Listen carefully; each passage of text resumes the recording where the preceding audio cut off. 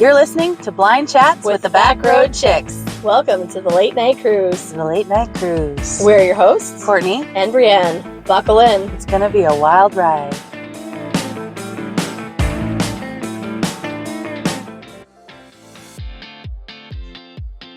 I love those little things you do. Ooh. Are you giggling because it's recording? Yes. Of course it is. Gotcha. Hi. Hi. Welcome back, folks. Courtney pulled a fast one on me. Clearly, I need more passion, more energy, more footwork. Whatever. You know it. Same shiz. Same shit, different pile. Right. Welcome back to another episode of Blind Chats with the Backroad Chicks. Yes. This is the beginning of a new season. Yes. This is season 2, episode 1, everybody. Woo, woo, woo. So for all of you who have stuck with us, thank you. We appreciate each and every one of you. Thank you for liking. Thank you for subscribing. Please continue to do it. Tell your friends to pause and subscribe. Pause and subscribe. Oh, I see that little play on words. That is super cute. We're going to introduce a new segment at the end of the episode here, folks. And that was a little hint as to what it might be. Good times. So we are very glad. I feel like you have a special thing to say today, too, about appreciation. I do. I have many things to appreciate in my life, as many people know. What's that like? Just kidding. Have to give a very, very, very special shout out today, though. Recently, I have started seeing somebody. Y'all know who he is. He's been on the pod. On the cast. On the cast. We made it official not too long ago. So, my boyfriend. Oh my gosh. It was 7 days ago. Oh my gosh, it was 7 days ago, wasn't it? Yeah. It was a week already. It was a week. Oh my. I mean, it's going to date us a little bit because this might be, I'm not sure when we're going to air this one, but. Oh, that's true. You know, we're recording this a week from when it happened. March 11th. Dude. Sorry. Right, it's your thing. Go on. Sorry. So, I would like to shout out my wonderful, wonderful boyfriend, Brent. And he'll be back on the pod, I'm sure. Because now he's stuck with me. Stuck on Band-Aid gun, because Band-Aid helps heal me. Wow. So I'm just like, I'm on cloud 9 right now. I'm enamored and giddy and excited and happy. And he's just the best. So I had to give him a little shout out.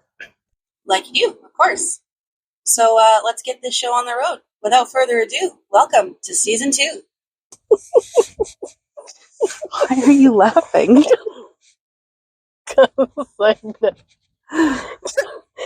Something strange in the neighborhood.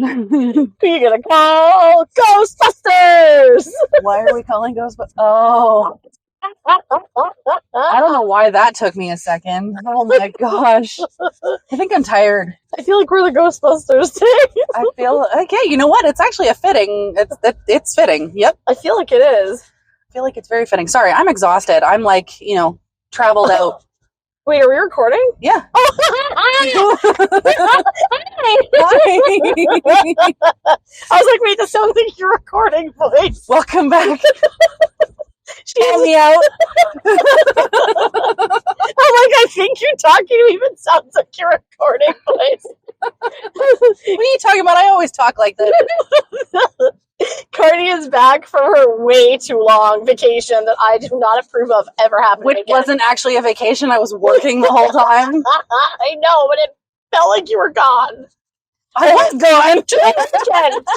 2 weekends. 2 weekends. I know. I'm Not sorry. okay. I know. She's banned from going again for that long unless she brings me and her lover with her. I've been told that I am not allowed to leave town without Bree or Brent. I'm sorry. The best names start with B. And I love you, but Brent is way better looking than you are. You are a see you next Tuesday. I'll take that. I'm okay. I'm okay with that. That was rude. Like a PTSD moment. Becca, remember what Chris said? Suddenly want to crawl in the hole and die. Yeah, right. So Hi, folks. Welcome back. Hi. You're only gonna break my heart. I thought we weren't singing anymore. You know what? That was just a lie. I can't do that. It's just not gonna happen. I mean, unless you fire me, I'm okay with that too. If I'm a new co-host, I'll fuck you. I don't know if I could find a new co-host. It wouldn't be the same. No. I almost retired last week, though. I know. You did? I know. I was gonna be like, F podcast. Me? I know. Oh my gosh. I was very depressed. I'm like, I don't want to do a podcast. I don't care. Oh my gosh. We're back! Resurrected from the dead! Because I ain't a ghost. No ghosts. I'm a zombie, though. I come back. You know? Double tap. You know, that's probably more accurate for both of us than we would care to admit. Right? YOLO, unless you're Jesus. I'm just saying, I can't stand ghosts.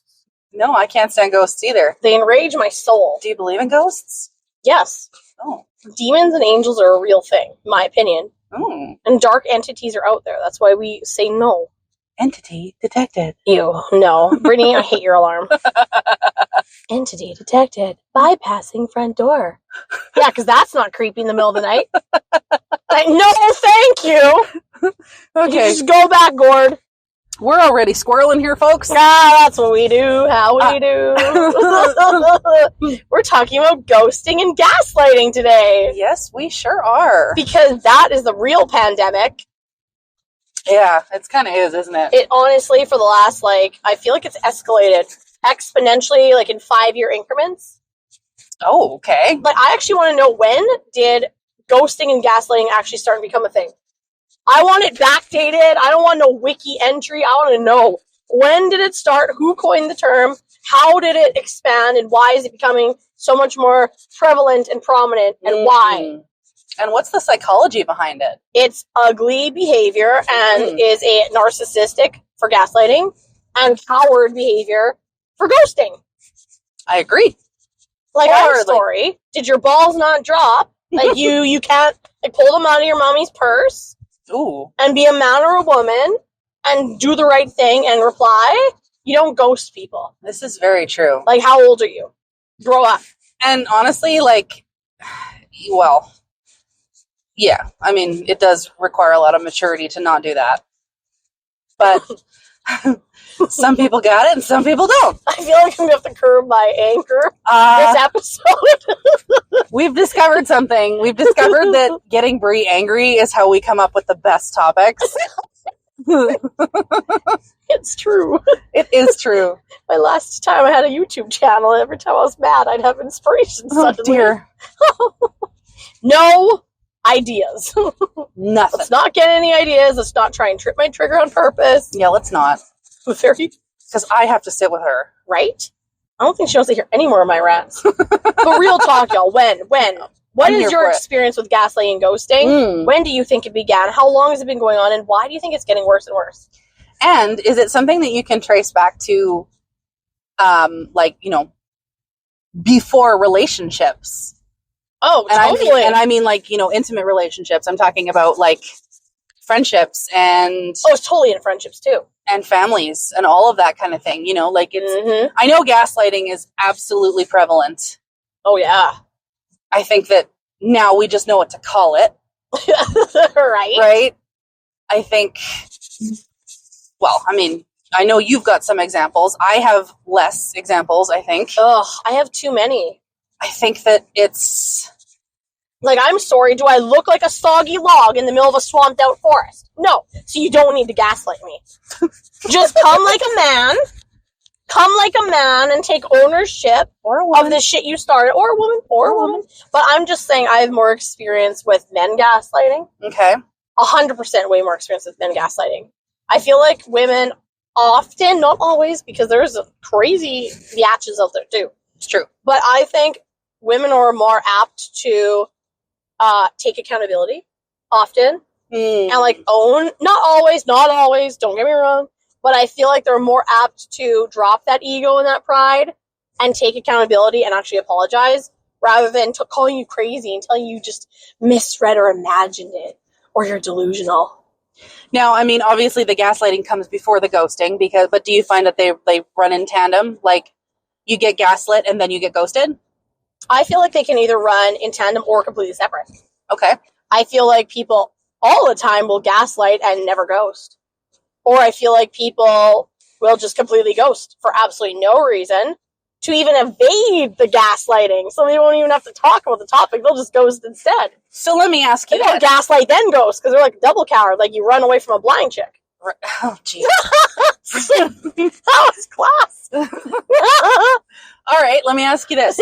So how much of, like, I mean, we know it's prevalent. We know that it's like, it is very much around and, live all the time right now. Yep. Do you think that has anything to do? Do you think that the pandemic had a lot to do with that? Do you think that it's more prevalent now after the pandemic than it was before?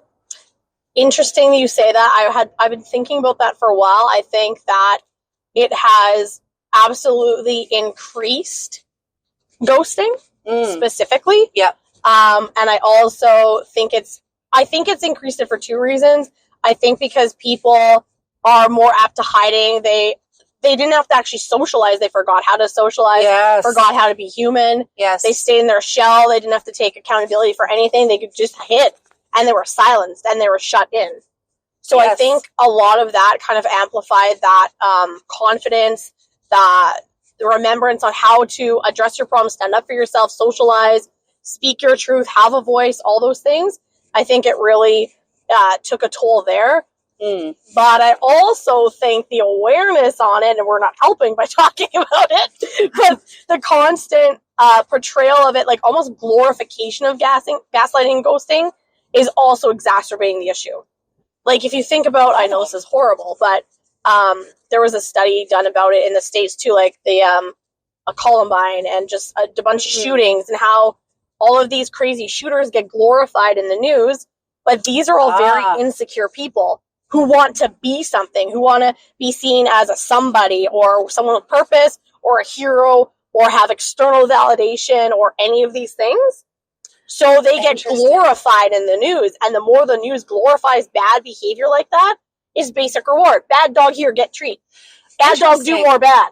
It's kind of like profilers, forensic profilers, they don't like to name serial killers. Correct. They don't like to give them titles or names because then that's interesting. That's a very interesting, right?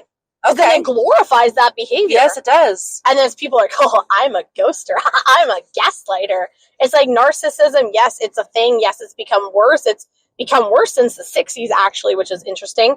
However, now that it's getting, like the word gaslighting and narcissism is becoming so popular. Yes. And it's overgeneralized and overused, like how ADHD is and all those different things. Yes. And because of that, people are almost abusing it. Yeah, like it's like you have a super hyper kid. It's like, oh, my kid has ADHD. No, they're just hyper. Mm-hmm. Like you gave them sugar. Or it's like, or people, because they learn about it, it's around more, then it's, might as well, if I'm going to be called that, I might as well do it. Or, oh, it's cool to be that way. Well, and I'll say that, like, okay, I'm not like an ADHD denier, okay? Like, no. It exists. It absolutely exists. Yes. But, the people that will excuse it in their children because they don't want to admit that they don't know how to parent, or they, they're having behavioral issues, or they're trying to attribute it to something that might not be the case. Right. To look for a simpler explanation. Like, oh, I have narcissistic personality disorder, but actually just an asshole. Right. And it's a choice. Yeah, yes. Exactly. Yes. Exactly. And I think, obviously, it's because we know a little bit more about the traits and the behaviors and stuff of, like behind the narcissism and behind the, the behavioral and the personality disorders and such like that. Like, we know more about it, therefore people are sitting back going, oh, well, that's me. I've totally got that, right? And they're self-diagnosing, so that's why it's become more prevalent. But even still, like everything is a spectrum. People can have traits of different things without actually having a disorder. Yes. But even disorder or not, diagnosis or not, it doesn't matter. Like, ghosting and gaslighting Yeah. is a whole problem with or without a disorder. Correct. It's cowardly behavior. Yes. And that's what really, really creams my corn.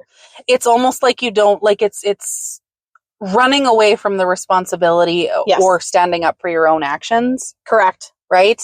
Like you can't take the heat, get out of the kitchen.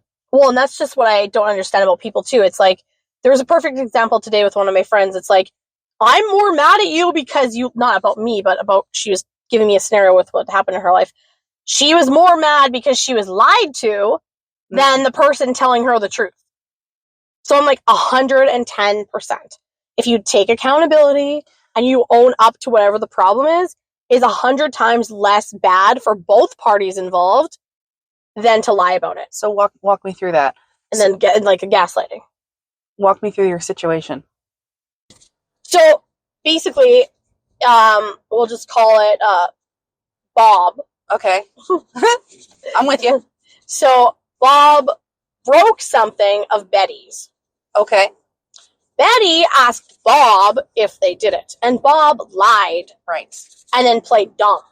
Okay. I don't know what you're talking about. Mm-hmm. I didn't do that. I don't know what you're talking about. It's all in your head. Yeah, you're imagining that. It's like, no, you did that. I actually am asking you because I already know the answer to the question. I'm just giving you the benefit of the doubt to see if you'll tell me the truth, but instead, you're lying, aka gaslighting, and making my reality sound like I'm crazy, or I'm misreading it, or I'm delusional, or imagining it. The making you feel like you're crazy. And trying to make you feel dumb. Oh my gosh. I think everybody on some level can relate to that. Absolutely. Whether it be a family member, whether it be a friend, whether it be a child, whether it be, a significant other. And it just makes you that much more angry because you're lying, you're gaslighting them. Yes. Instead of just saying, yeah, you know what, like it wasn't intended, or I'm sorry, I did that, like, and changing your behavior or taking ownership, that they'll still be upset, but they'll at least have respect for you. You'll at least show that you respect that person. Because if you're lying or gaslighting a person, you're essentially saying that you're insulting their intelligence. You're saying they're too stupid to know the truth. Or that they can't figure it out. Or that they don't deserve it. Well, I have another question then. Sure. I mean, I know that this is actually where your lawyer speak is, Sorry, I'll put it down. No. It just made me think of that because one thing that they teach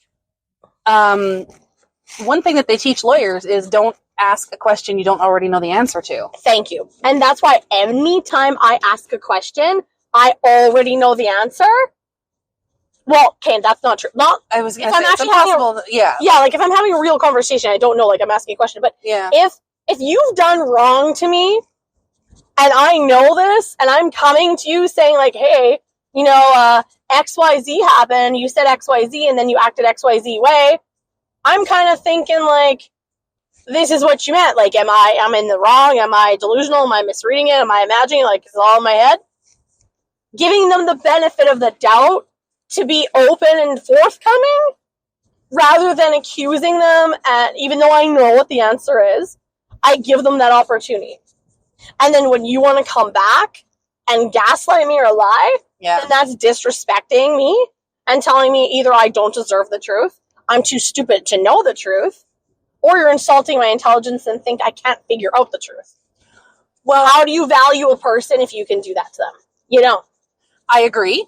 I do agree. I also... That's why Betty was mad at Bob. And Bob got punished. Okay. So yes. It was... Okay. Well, my issue with that is making an assumption on your part that you know the answer. When you do know the answer, though. So you're saying only when you do know. Yes, when you know for sure the answer. Because there's a lot to be said about, asking a question when you're in the emotion of the moment. There's a lot to be said about taking something maybe to an extreme that it wasn't intended, or maybe, When you have words and actions is what I'm saying. When you have words and actions that show you what you need to know, and you have it laid out there, so you bring it to their attention, and then they gaslight you. Yes. Like, there has been times where I have literally, like, been gaslit, and I'm like, do you want me to go back and screenshot what you said? And I have. And they still tried to tell me that they didn't say that. Yeah, I know. They're like, oh, you changed that. You edited that. Right? You're like, okay. I was like, you're actually shitting me right now, right?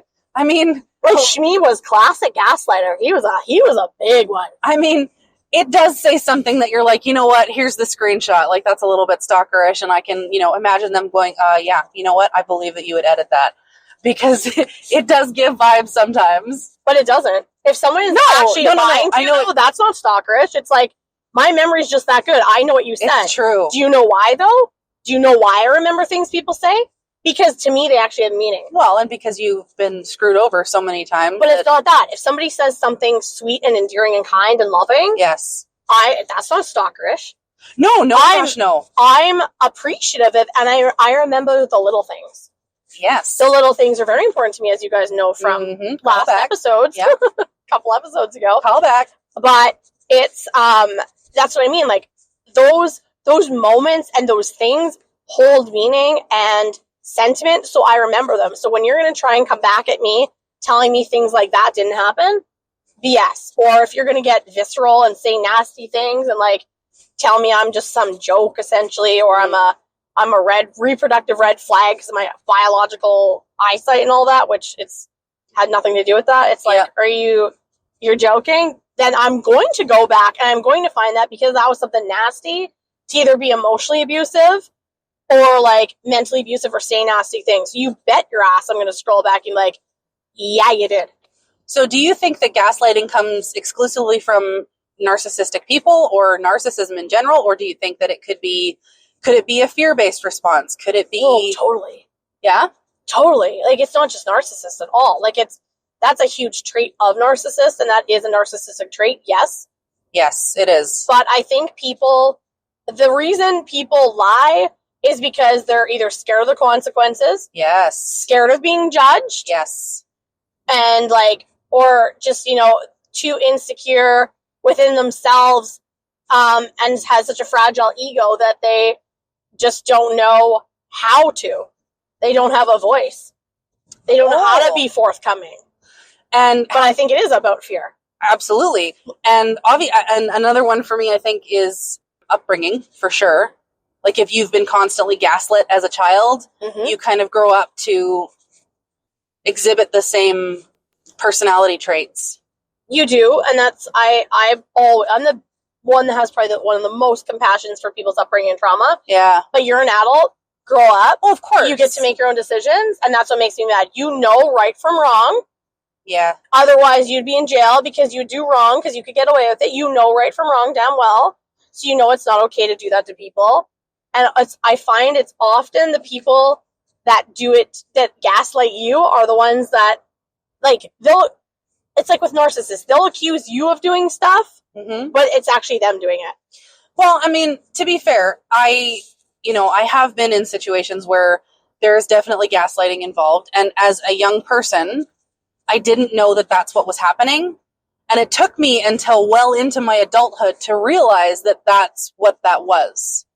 Okay, but you knew what lying meant, and you knew lying was either right or wrong. Yes, when you knew it was a lie, then you weren't okay with it, right? When you knew it was a lie, yes, right. But you don't entirely know that it's a lie when you're being gaslit. But you know when you're lying. Well, you know when of course, right. You know when you're lying, but exactly. I'm talking about being gaslit, not gaslighting. Being gaslit, yeah. Being gaslit. Like, you don't necessarily, you definitely have to develop a sense about it. It's not something that's you're just going to know off the bat, especially if you've been in it or you've experienced it before and it's been a big part of your life. Yeah, and I mean, even with the experience, though, sometimes you can still get duped and played. I have. I have no problem admitting I've been freaking gaslit up the wazoo and, duped. Like, something always felt off, and I always questioned it. Yeah. But I don't ever like to accuse people or not give them the benefit of the doubt, which I need to start getting a little bit nastier. Oh, and side tangent, y'all. I am now I have hired 3 people. I have hired 3 EDSOs. That is my new emotional damage security officers, screening officers.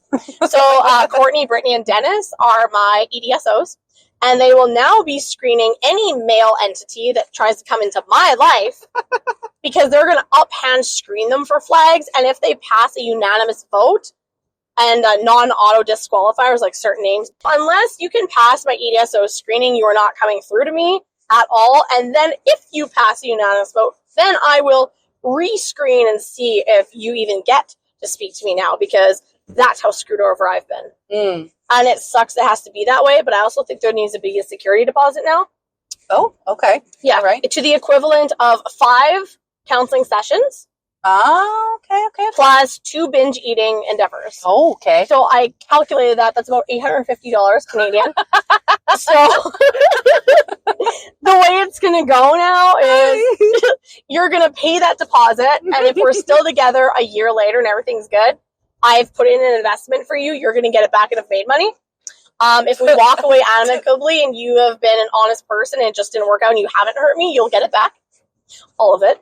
But if you did some fuck shit, you lose that deposit. And if you come with an animal, you sacrifice your animal, I get to keep them. That part I'm okay with. She's totally not kidding. She's totally not serious about the $850. No, I kind of am a little bit, but you will now sacrifice your beloved pet to me as my emotional support animal for your fuck shit. Fuck you. I'm done. Can you tell I hate gaslighting and ghosting? Yes, I can. Absolutely. And then it's like, let's just talk about taking ghosting to a next level. Oh, gosh. To the next level, folks. This is good. So someone does you dirty, and then you try and ask them what's wrong, and like this is when you know you're like innocent beyond like the Virgin Mary degree. Like you know you've done nothing, and they still ignore you for no reason. And then better yet, you go out in real life, and you can't see, but you have this entity running away from you in real life, trying to avoid you. Because they're taking ghosting to like stealth, like Jacob Masculine screening and invisibility cloaks over cities to hide from you. Oof. You are a sad, pathetic individual. I agree. Like if you were a grown ass adult and you're almost 50 years old, I don't even care. Your 30s, your 40s, your 50s, your 60s. You know better. Shame on you. Grow up. Yep. Or like you're that butthurt and that upset. Like what is the problem? I don't understand why people can't rip off a Band-Aid, have a tough conversation, apologize, mend bridges. Why would you want to burn a bridge that you might need to use later? Yeah, like what could possibly be so bad, or what could possibly be so what could you possibly be unable to deal with that you can't have a conversation with somebody? Like how much it got to the point where you have to have a conversation, so you've already done something bad, you've already hurt them, the damage is done. Yes. So at that point, how much worse can you actually make it? You can't, because you've gotten to that point. So that is where you should be taking the opportunity, the fact that they're even willing to have a conversation and give out the olive branch. Yep. To actually now take accountability and own up to it, and maybe actually salvage that relationship. Maybe actually patch it. And even if it's not a salvageable relationship, even if it's, you know what, this isn't working, I need to move on and I need to walk away from this, at least it's closure. Well, exactly. Or some dignity and respect. Yep. Like if you can't have that conversation, like I had someone I had to have a crappy conversation with, and you know what? Even though some fuck shit was in there and some gaslighting was in there, which really pisses me off because it shows that I was devalued as a person, and I'm feeling disrespected, I will at least give credit where credit's due. At least a conversation was had, rather than running away and ghosting. So I will have a degree of respect there for the fact that you didn't tuck your tail and run fully. It was only a partial tuck and run. But, you know what I mean? It's not like a double infraction. Like, you're gonna... Like I just shimmy, it's just classic. But it's like if you can't own up to it, why would you not want to do that? If that person meant something to you at that time, like let's look at our friends. 20 years of marriage, you have destroyed that person and their family and their children, and you've done that, and you can't even genuinely care. You can't genuinely feel. You can't apologize. You can't take accountability. You just blame shift, or I think that's run away. I think that's an entirely different problem. I think that person is probably a sociopath or a psychopath. Absolutely, but it's like the same kind of stuff, though. It's like avoidance. I'm going to bring the psychological question back into it. Sure. For the ghosting, Right. Is that post-pandemic is the way that we were in the pandemic. Everybody was socially isolated. Everybody was, distancing. Everybody was everything was virtual. So when you have relationships that are entirely virtual and some of them fall off the edge, not intentionally being ghosted, not intentionally walking away from a relationship or a conversation or something like that. It's just, life post-pandemic now. We're back in full swing. Everybody's in social contact again. Like, is it a response to, is it just something that we've is a learned behavior? Because in the pandemic, that was the way that you stopped contact with people, was you just walked away, right? I think it's a loaded answer to that question. Absolutely, I think it became a learned coping mechanism, a learned response to a situation that wasn't handled properly. But ultimately, majority of these people grew up and had learned behaviors well groomed into them prior to that, well reinforced through classical and operant conditioning, reward, and all that based learning. Not to do that. So your learned behaviors prior to that, where you knew human decency and common sense and respect and forgiveness and apologies, that should have been well ingrained. I would lean to say I do think it caught, a lot of the silencing, not having a voice, not having rights, getting that taken away, just beat people almost into Stockholm syndrome. Or, you know what I mean? Where they're like, well, what's the point of trying to get out or trying to stand up for myself or trying to say anything? I'll just stay quiet because it doesn't matter anyway. I'm just sitting here in a cage. So I think people are more apt to just silencing and walking away. I think it did get exacerbated because of that, but they still know better. And I also do believe, though, a lot of those were tests to your current relationships, not just, I'm talking about all levels of relationships, current testament to your relationships and the strength and the depth. I think if you value people, you're not just going to walk away and do that. If it's a superficial, kind of like you brought up last time in one of our episodes, if it's a superficial relationship, then you're obviously not demonstrating that degree of respect or care. If you can just walk away and say nothing and ghost. Well, and I mean, because the nature of a virtual relationship is that they're kind of a dime a dozen. Like, you make gaming buddies, you make dating profiles, you make, everything that you do online is sort of superficial on the outset just because of the nature of it. You don't actually meet anybody in person. You don't have the physical aspect of the relationship. So it's easier to ghost. It's easier to just walk away from a relationship like that because it doesn't have any intrinsic meaning. Right. So then when the crossover comes from pandemic behavior with people that you already had established connections with in real life, then that crossover, it makes no sense, and there shouldn't have been a transference.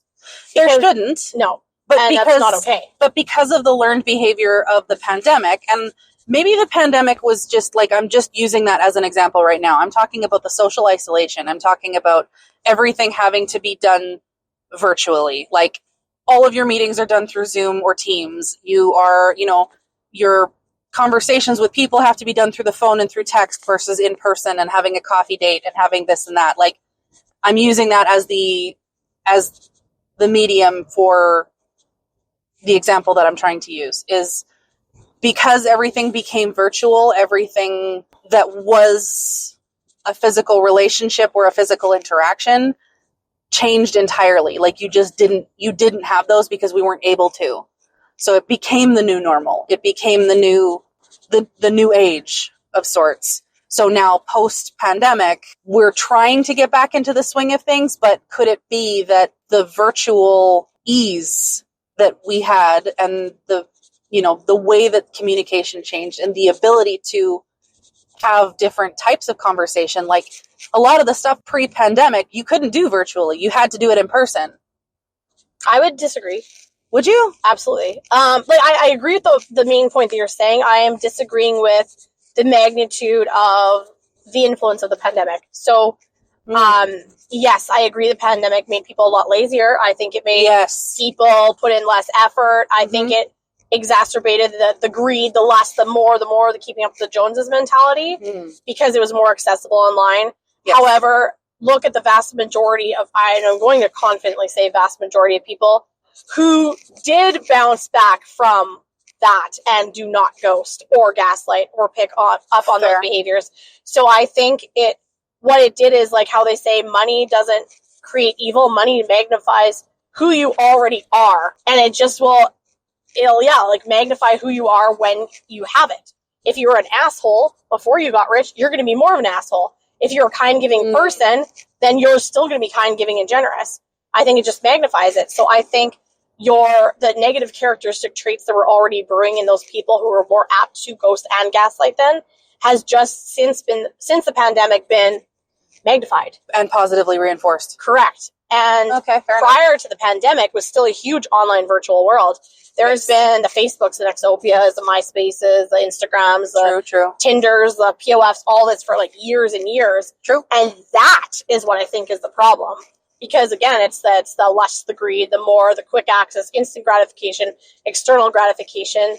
Online, people who are emotionally available go online to get that gratification because they know it's not going to turn into anything, so they can fill shallow holes rather than healing big problems, and they can just go more, next, bigger, new, exciting. They can keep chasing that dream, totally right. Knowing it'll never have to go into anything, knowing they'll never have to put in effort, knowing there's no responsibility involved. It's just something to it's super pass their time, and fill their ego. And that's the problem with the internet. That's the problem. Yes, that I think got exaggerated with the internet. And then on top of it, the pandemic. Yep. And a lot of people that were not of great character or not healed or have internal issues. Yeah. That's just taken a bigger toll, and they don't know how to come back from that. And I don't think that problem's going to go away. So it's almost like it's easier for them to hide in plain sight. Oh, absolutely, 100%. Look how much, since the internet's come out, how much cheating has gone up and infidelity, all of that.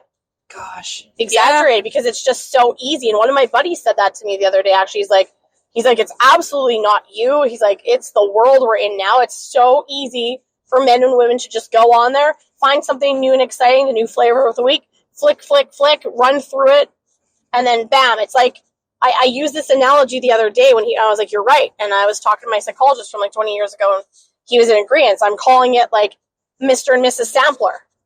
It's like you can go around to every single dealership and test drive every single car, but you don't want to put in the investment into that Benz. Yes. You don't want to put in the investment. You don't want the responsibility. Yep. But you'll sit there sampling it all day long, pretending you're going to buy it. You'll spin it around the lot. But you'll go to every other dealership, driving every other car, so you get a little taste of each flavor without committing to that flavor. Well, it's almost like you're waiting for something better to come along. Absolutely. But then what you're going to do in the meantime is you're just going to settle for a rental, or you're just going to buy a little cheap $1,000 car. And then that car is going to run you dry, and you're going to get sick of it because it's going to give you a bunch of problems because it was never high quality to begin with, but you didn't want the responsibility or the commitment of actual quality. So you decided to settle for crap because you were cheap.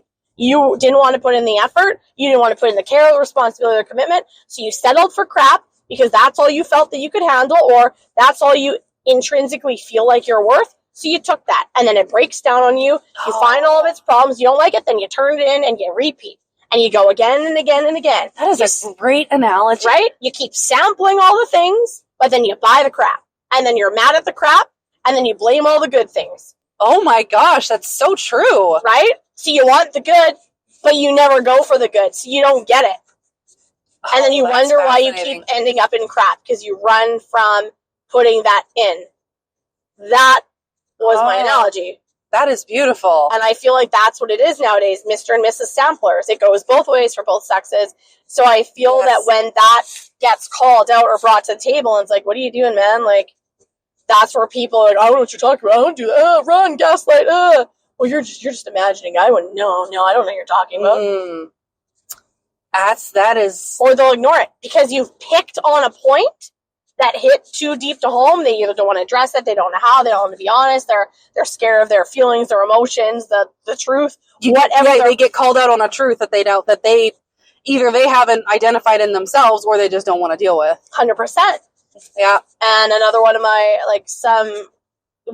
Facebooky people made a comment on there. They're like, well, maybe they're lying to themselves or lying to you or both. I'm like, that's fair and true. Fair. People do that a lot of times. Yeah. But it doesn't make things better. It's a cowardly thing to do.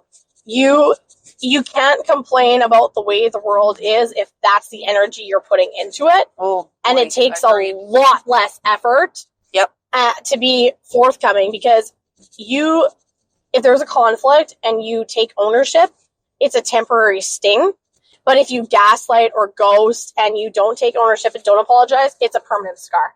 Well, and can you imagine, like, like if you ghost somebody or you walk away from a relationship without getting that closure, that's not going to follow you. Like, imagine like running into somebody that ghosted you, or running into somebody that you yourself have ghosted. I'm not saying that you've ghosted. I'm just saying, like, I warn people before I cut them off. If I'm ghosting or I'm not talking to you, you did something real bad. Well, and but you're warned. Yeah, exactly. You're not shy about telling them that, like, I'm done. I'm walking away now. And I have a door open to make things right. If you choose not to, and my openness and willingness to reconcile decreases over time. Oh, of course. So it's like you want to run off and go get a quart of milk, and you don't want to come back. Well, guess what? Just like that carton of milk, I have an expiration date. Yep. So you better come back before it gets too sour, dries up, and disintegrates into dust. Yep. Sorry, go on. I cut you off. No, I like that. That's a great analogy. But I was just thinking, like, imagine someone that you ghosted and you, like, run into them later, and, like, how do you interact with them? Like, do you just, like, turn around and pretend you don't see them? Like, like, hand over your eyes like that. They can't see me. Well, that's clearly what Shmeeb did at the concert, so. Oh, gosh. Oh, the glory. Oh, the glorious closure. But it's true. It's, how awkward is that going to be years later? Or do you want to be that person that's like, yeah, I did them wrong, but, I apologize, I righted my wrongs, and, it is what it is. And you know what? That person down the road is going to have respect for you. That person is going to be okay. They're not going to have as much animosity or bitterness. Or how would you feel if you gaslit someone and then years later you regret it and you found out they were fucking killed? Oh. You want to live with that? Yeah. You want to live that way, knowing that you did that to somebody and you didn't actually make it right, and now they're gone, and you left them with questions for the rest of their life? You left them feeling like they were a piece of crap? You left them feeling so bad about themselves because you made them feel either delusional or crazy or whatever it was, where you ignored them and hurt them because they meant something to you, and now they're gone? How are you going to feel about that? That is fascinating. You never know when your last breath is. It could be right now. And, like, people change, okay? Yep, absolutely. I know that it's, fundamentally not, but... Fundamentally not, yes, exactly. But for the most part, people do change in life. And if you have closure with someone, like, especially when you're young, if you have a difficult conversation with someone, who knows where the relationship could be 10 years down the line, 5 years down the line, 15 years down the line. Well, exactly. Nobody knows. And that's just it. You don't know somebody just because you've known them. Like, I've had friends from, like, high school. Yep. Just because we knew each other 5 years ago, 10 years ago, 15 years ago. Doesn't mean you're the same people. No. Not at all. You have to be open to relearning them because you don't know them. You don't. You might think that you do, but you have no idea anything about them anymore. I'm going to give you a ridiculous quote. Ooh, I'm excited. It is. It's totally from a TV show. Firefly. Nice. My first email, firefly416@hotmail.com. Ooh. I love Firefly. I do. I love Firefly. Y'all nerds out there, you know who you are. He, Shepherd Book, he says, he talks about a man named Sean Yu, and he says, you can live with a man for his entire life and think you know him. And then you stand at a volcano's edge, you're being held over the edge, and only then will you truly meet the man. Mm-hmm. And it's interesting to think that you really don't know people. No. You do, an outside, you know what they show you. Yep. But you don't know people. Oh, now I got a quote back. Yeah. I love this quote. There's two I love. One is too long for me to remember verbatim, and it just has to be told verbatim. But my other one that I absolutely love is, a man can only wear one mask to himself and one to the multitude before he becomes bewildered as to which one is true. Ooh, that one's good too. Mm-hmm. Ooh. Oh, 100%. It's that internal conflict of who you are inside and who you're projecting to be outside, and you don't even know who you are at that point. And I think those people who have that kind of internal battle and conflict and confusion are actually the ones that are more apt to ghosting and gaslighting because they're insecure within themselves. And that's where I have compassion for those people, and like deep down I do believe they're good people. Like I do really truly believe that some of these individuals I've personally dealt with don't mean actual harm, but they just don't know how to handle life. Which brings me back to my original question. Like, in what, like, how do you know that that's just not what they were, brought up in? Or, like, because you said, like, you're an adult, Mm-hmm. but do you really? I think when you're deliberately doing something. I guess, like if it's a gut feeling. Well, maybe. No, like even like as the offender, we'll just take it from the offender's perspective. Okay. You know if you're lying or not. True. Yes. That you know. Yeah. So to gaslight someone, I don't think is excusable because you damn well know if you're doing it or not. You know what you did. You know what you said. Yep. So don't make that person to be able to be crazy. There's no excuse for that. That's fair. The ghosting and running, I just think is a cowardly move based on fear. Or narcissism. Well, yeah. No, that's a whole other topic. That's a whole, Right? And I mean, on the receiver side, not the offender, the receiver side of it, again, if you have it, you experience the action, you know the words, you have the words, you can't deny that because it happened. It was real. It was there. Yeah. So you kind of know, whether when it comes down to the intent, that's very instinctual. Okay, yes. You can be wrong. I mean, Shmeeb is what we always refer to. I know, like, deep down, I feel love for him because that's the only person I've ever had that degree of depth with in my life. Mm-hmm. However, my intuition is that he's just not a good person. Right. I think deep down, if he chose to be, he wanted to be, but I think he deliberately is a sociopath and deliberately is a narcissist and chooses to be that way. Correct. I think it's an absolute choice. Yes. That is my gut. Now, with a couple of more recent people, I don't have hate because I genuinely don't think that they're bad people. I don't think that there is deliberate intent to be hurtful. But it doesn't mean that gaslighting is okay. And it doesn't mean that a lack of accountability and apology is okay. And especially, like, if you've been friends with someone for 20 years. Yeah. And that's supposed to be, like, your homegirl. Yeah.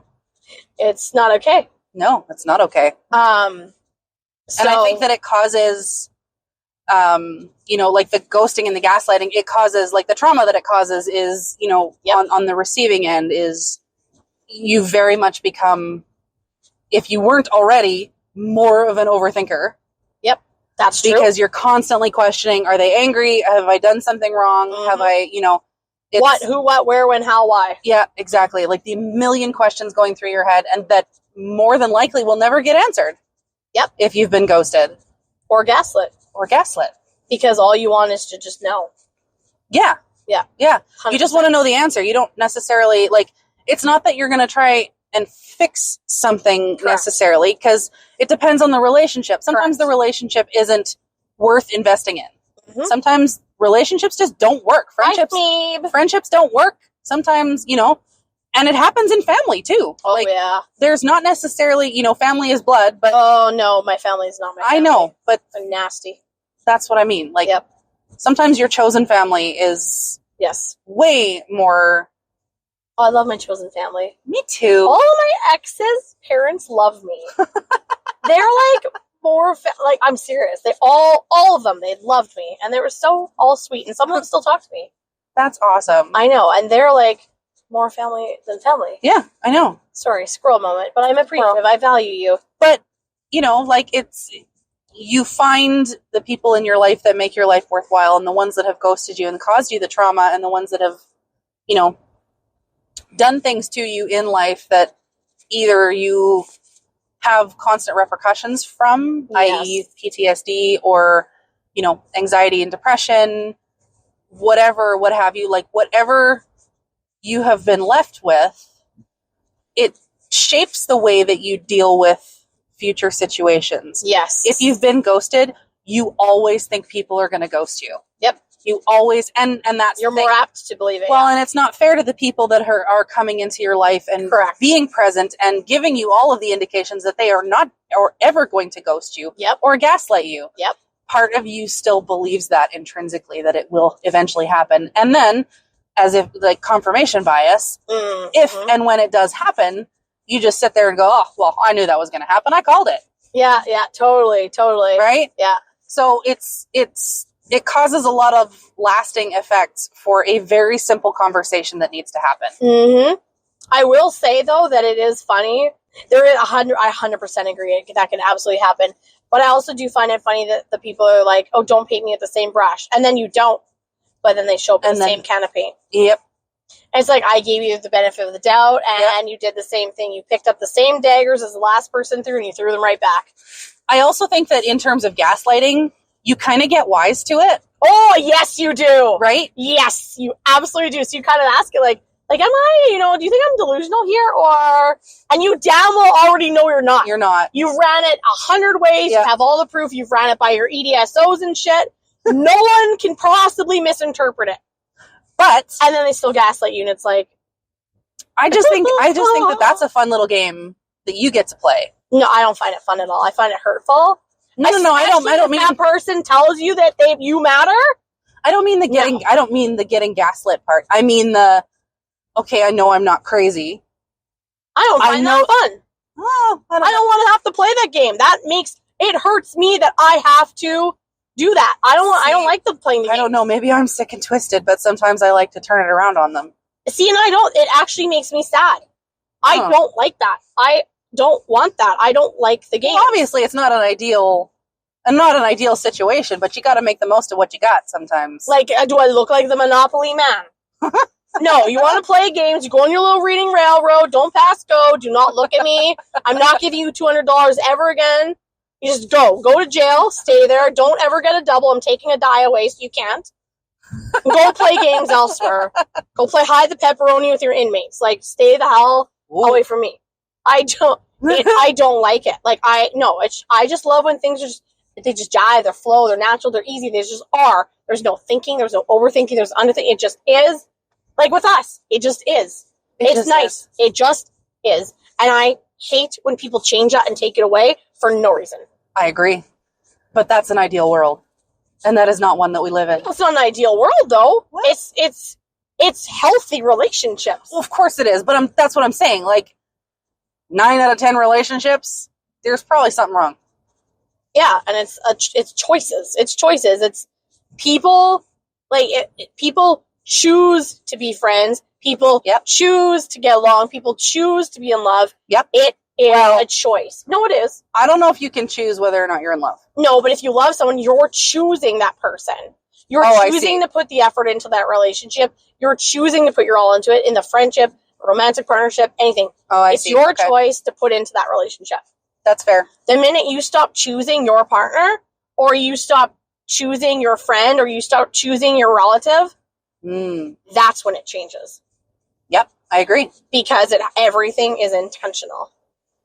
And that's where it comes down to, like I was saying, with the ghosting and the gaslighting, it is a choice. Yes, it is. You can either choose to be, humble yourself, have that conversation, show how much you care about that person and value them and respect them, to have that conversation. So thank you to anyone who has done that and does do that. Yep.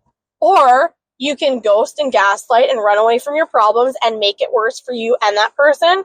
And then the karma is going to come back to get you. It will. It always does. It always does. And you're going to have to live with the fact that you deeply hurted someone that may never have that answer. You may never have that reconciliation. And now you've put that scar into them when you could have had that scar become a scab and then heal. And you chose that. Well, and you have to realize, I know you realize, we are not everybody's cup of tea.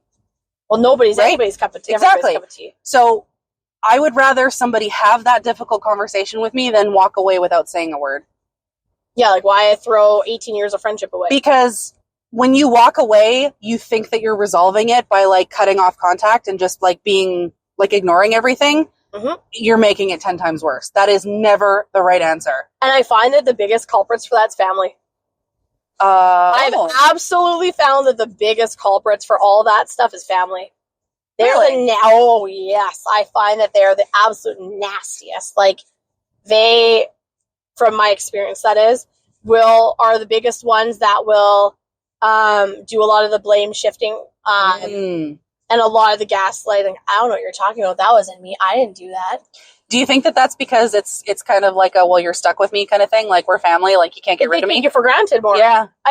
People do that. Like, the ones that they're the closest with or feel the most comfortable with, they take for granted the most. Yes, I agree with that. So yep. I think that's why it makes sense that it happens in families first and foremost, and then in intimate partner relationships, and then in friendships. It's almost like hierarchical, because the closer you are to that person, the more apt that you are to take them for granted. But when it's new and shiny and not as connected and superficial, it's just like, oh, this temporary one. I'm going to lick the icing off the cake. Oh, I don't like the cake anymore. Okay, bye, next. There's no need for it. You're not connected to it. You didn't bake it. You didn't cultivate it. Love. Yeah. Yeah, you didn't cultivate it. That's right. Okay, yeah. that's where I'm taking it that's anyway. Totally true. And I just think that there needs to be a shift. I think there needs to be an acknowledgement and awareness of how damaging it actually is. Yeah. And an encouragement to have a shift, because there's been those hard conversations that have been had. Good has actually come from them. It's true. So much good has come from them, and like reconciliation, or just not burning a bridge, or being able to just let things go. Yep. Because you didn't perpetuate, and then they're the overthinking thing. And so it's like, the more you avoid, the more a person who cares, because it's not superficial, is going to keep asking, going to keep digging, going to keep trying to resolve it. Yep. And then both of you are going to get mad. Both of you are going to have the friction. And you're both going to get annoyed with each other. Yep. Because one person just wants to gaslight and run. Yep. And the other person just wants to resolve because they actually care enough to do it. Yeah, they've invested the time and energy. And some people just do that intrinsically. Some people just have that natural, like they just care. They're just extra.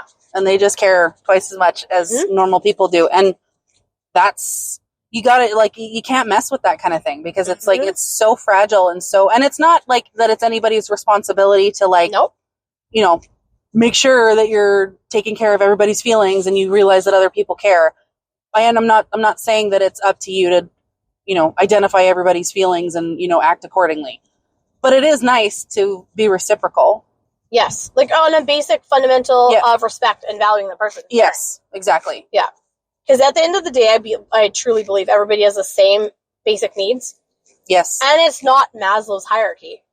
It's the inclusion, the need to feel safe, security, sense of purpose, love. Yes. All those things. Those are fundamentals. Actually, Tony Robbins has an excellent video. I'm going to put the link in the episode. The link in the episode. Yep. Okay. It's fan-freaking-tastic. It shows all the needs and how they get portrayed in people and how people show when they're missing them. It's very interesting. It's awesome. I really like Tony Robbins, and a lot of people go around with that. But then again, it's a choice, right? You want to be with people that want to put that in and complement who you are, because opposites complement, but you also want to be able to supplement each other's areas that are like less prominent. Yeah. It's a balance, and that's in all connections with all people. And it's kind of a good way. It's a good place to kind of maintain. Yeah.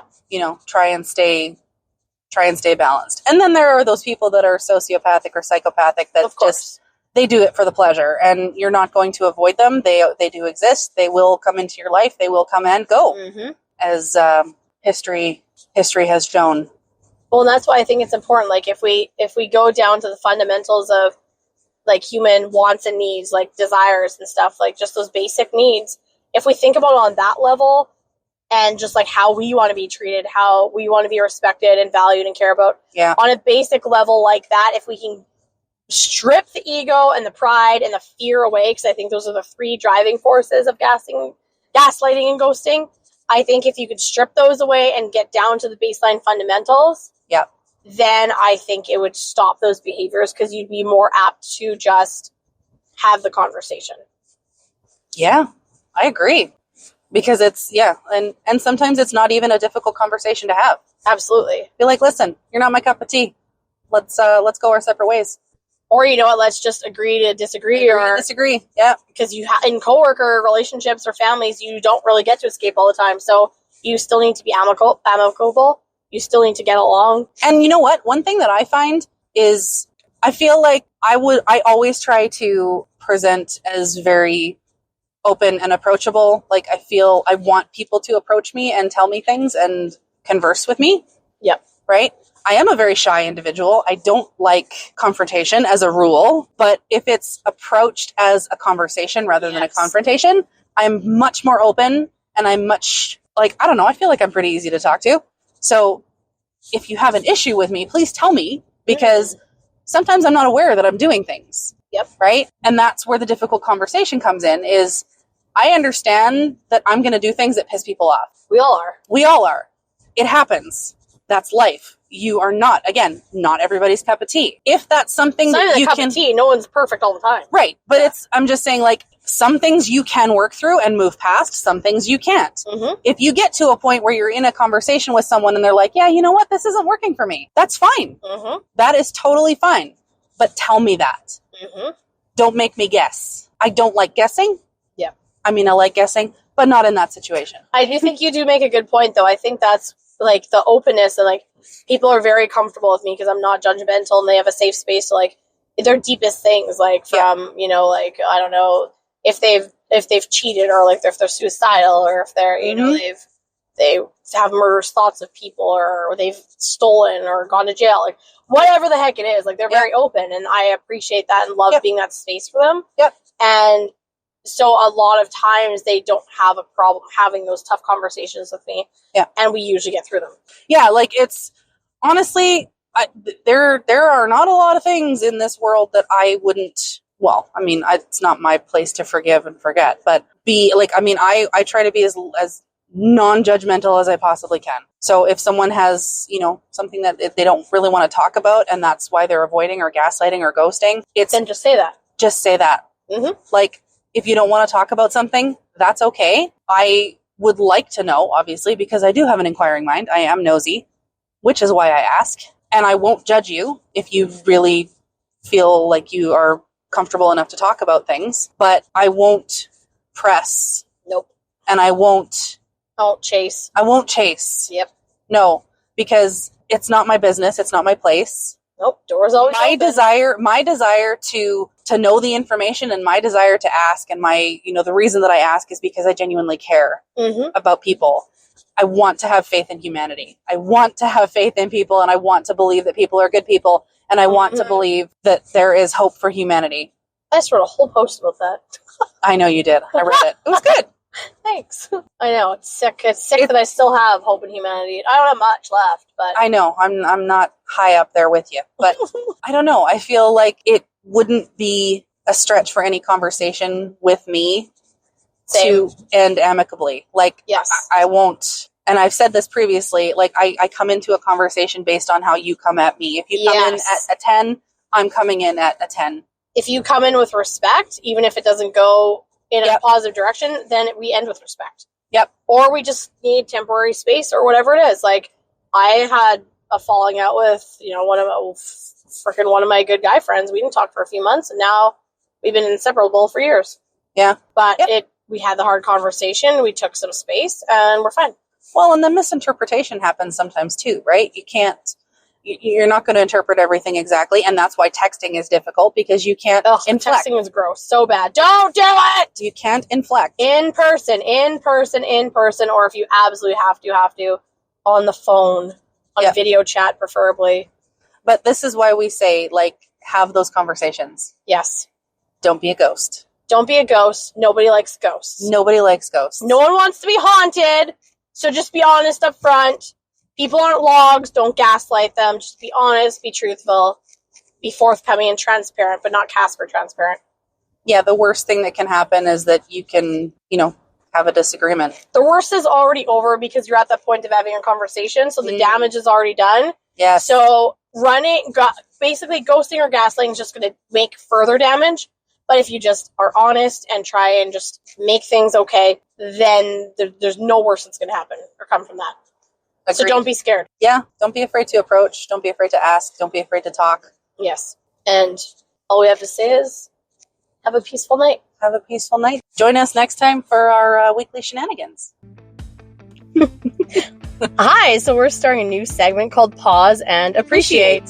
And we're really excited. So it's just a moment to recognize the little things that bring you joy, little moments of happiness that make your heart smile. Absolutely. We'll have clips and memes and dog videos, of course. Always dog videos. And kitty cats. And kitty cats. Anything to make you pause and enjoy your day. Yes, absolutely. We will leave our email in the episode notes. And we encourage you to send us your memes, send us your clips, and comment. Yes. On everything. Please. We love the comments. We love the comments. We love the feedback. So bring it on. And remember to appreciate and be grateful for all the moments in your day. Absolutely. So for our premier maiden voyage of Pause and Appreciate, I wanted to share a cute little pay it forward moment that was super memorable to me and made my heart smile. It was at I don't even remember the ice cream shop was. I feel like it was Osborne. Not entirely sure. But it was a while ago, and there was a little old lady in there. She just wanted to get an ice cream cone, and she didn't have enough money because prices now are over the top ridiculous. And you can't just get a small little sweet innocent little cone. Everything's got to cost like $5-6 now. Oh my God. And this so cute little tiny little cotton top, like, I don't know, 80-something-year-old sweet little lady only had like a little bit of change on her. She's probably on like a pension. Aww. And she couldn't afford her cone. And this young man, he went in there and he bought her an ice cream and brought it to her. She was sitting outside on the curb sad. Oh my gosh. It made me like dry eyes were like watering of like sadness for her and the sweetness of watching this man. Aww. And he went out there on his own accord and brought her an ice cream cone and made her freaking day. And it was the sweetest, cutest moment ever. And like that's beautiful. It's like, and that was wonderful. And little moments like little that, tiny things like that, you just like Aww. You just pay it forward in life, and those little sweet things, they come back to you. It's funny because you wouldn't think that anybody from the younger generation would really notice something like that.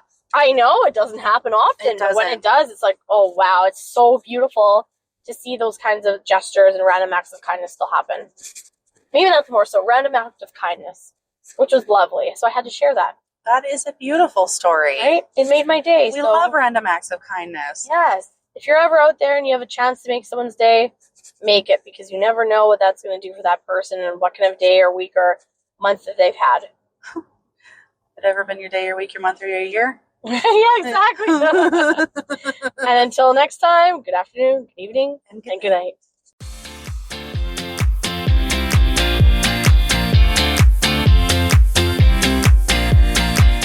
You're listening to Blind Chats with the Backroad Chicks. Thanks for joining our late night cruise. For help keeping your drive alive, please tune in next week for more shenanigans.